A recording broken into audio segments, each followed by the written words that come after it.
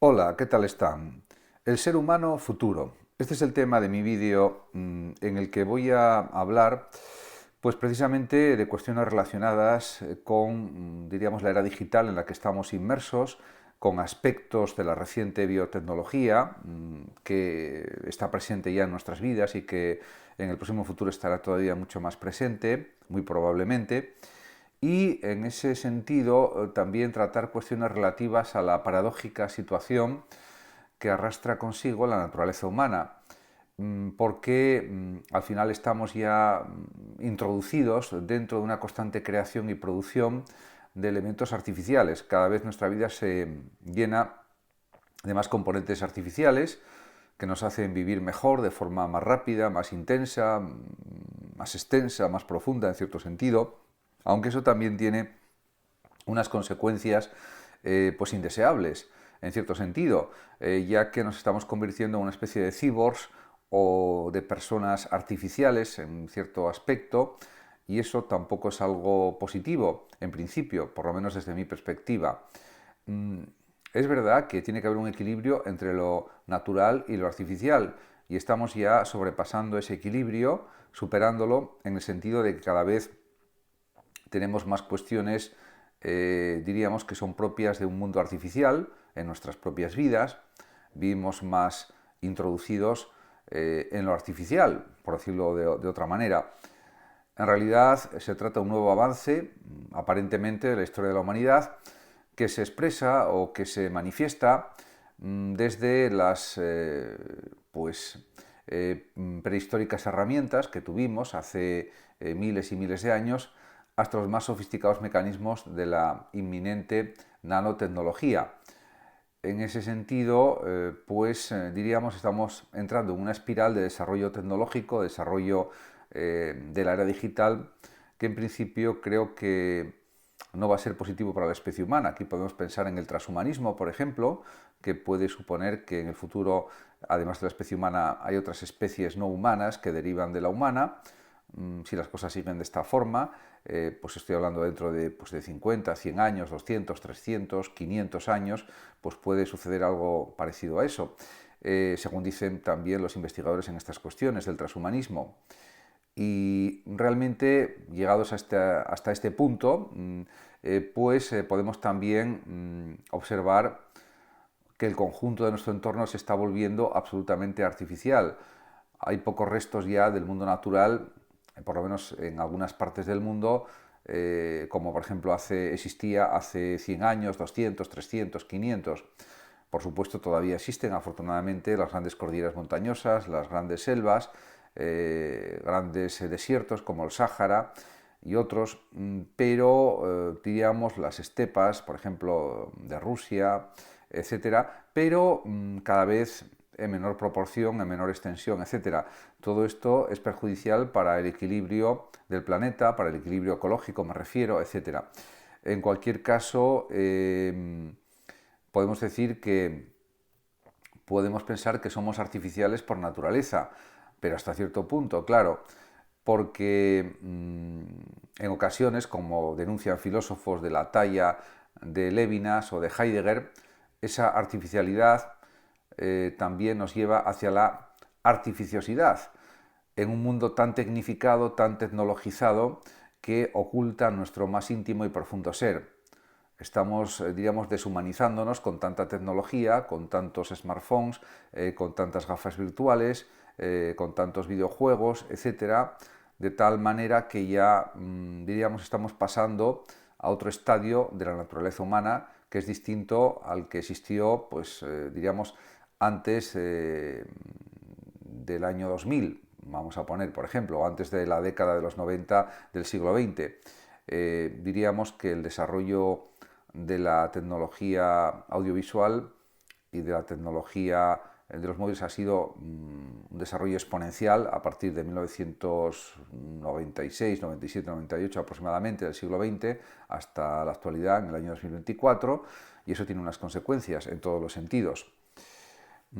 Podemos decir también que en las últimas décadas del siglo XX pues se han ido agudizando las contradicciones, las incoherencias que se habían ya observado o vislumbrado en cierta medida décadas atrás.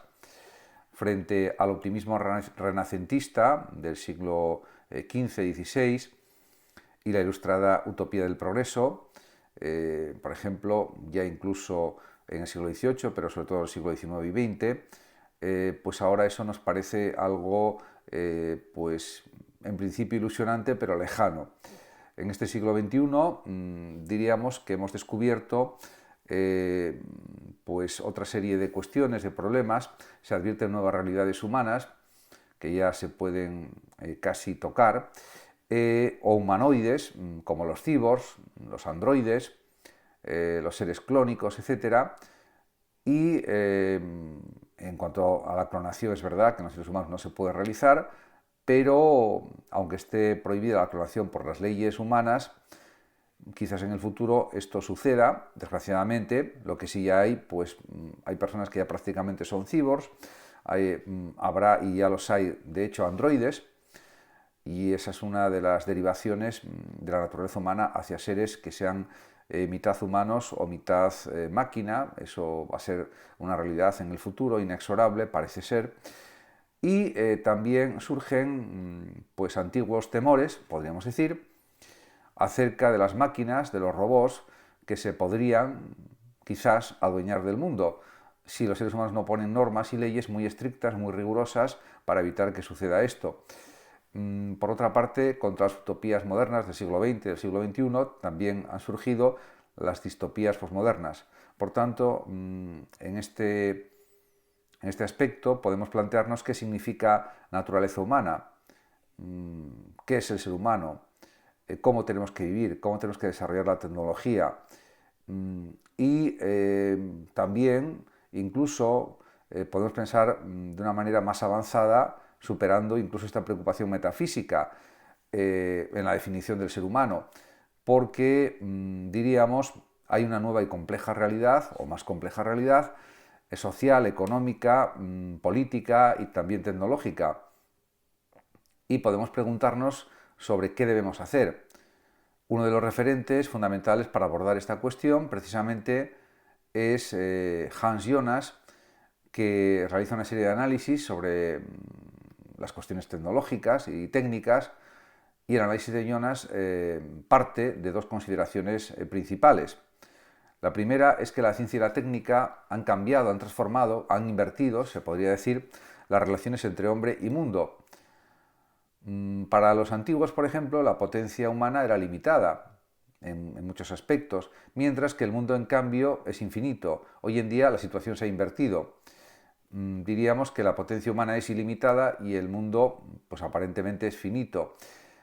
Además, Hans Jonas lo ejemplifica a través de la contraposición entre la polis o ciudad-estado griega de la antigüedad, de hace 2500 años, enclave civilizado rodeado de un entorno totalmente natural, y el mundo actual, que es lo contrario, donde la naturaleza se conserva prácticamente ya, si no en todo el planeta, en una parte, en los parques naturales, rodeados de civilización y tecnología, y la naturaleza es muy vulnerable. De hecho, por ejemplo, la selva amazónica está siendo destrozada a pasos agigantados, desgraciadamente, a pesar de las reivindicaciones de las asociaciones ecologistas, de lo que dice la ONU, de lo que dicen otros organismos internacionales para la conservación del planeta, pues esa es la realidad, desgraciadamente.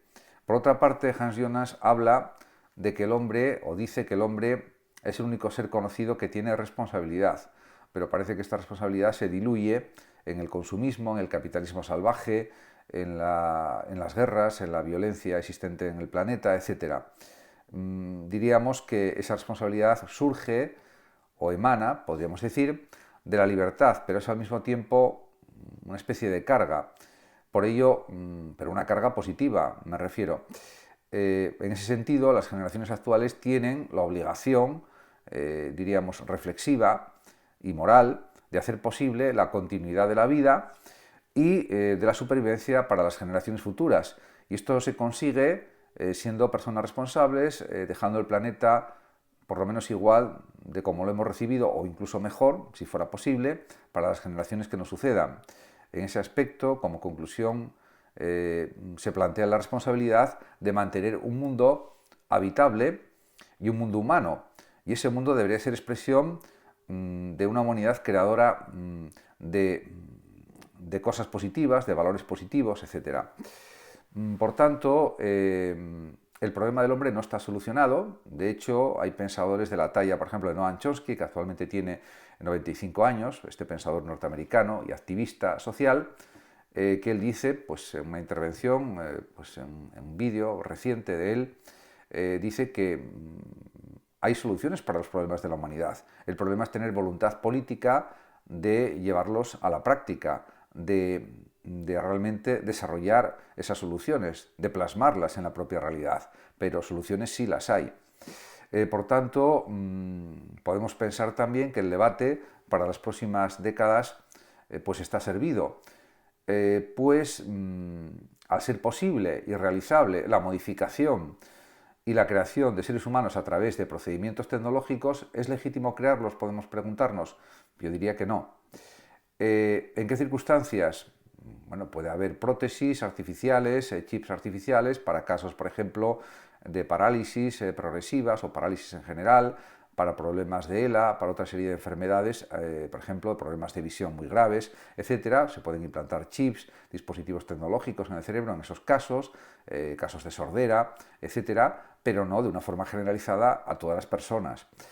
Por otra parte, también podemos preguntarnos hasta qué punto se pueden o deben modificar los códigos genéticos de los individuos. Pues realmente, pues yo creo que no se pueden modificar, porque eso tiene unas consecuencias a corto, a medio y a largo plazo para la totalidad de los seres humanos. ¿Qué garantías y derechos se le deben reconocer a los posibles seres modificados genéticamente? Eso sería partiendo de la base de que eso fuera posible. Pero si eso no es posible, no surgirían estas otras cuestiones.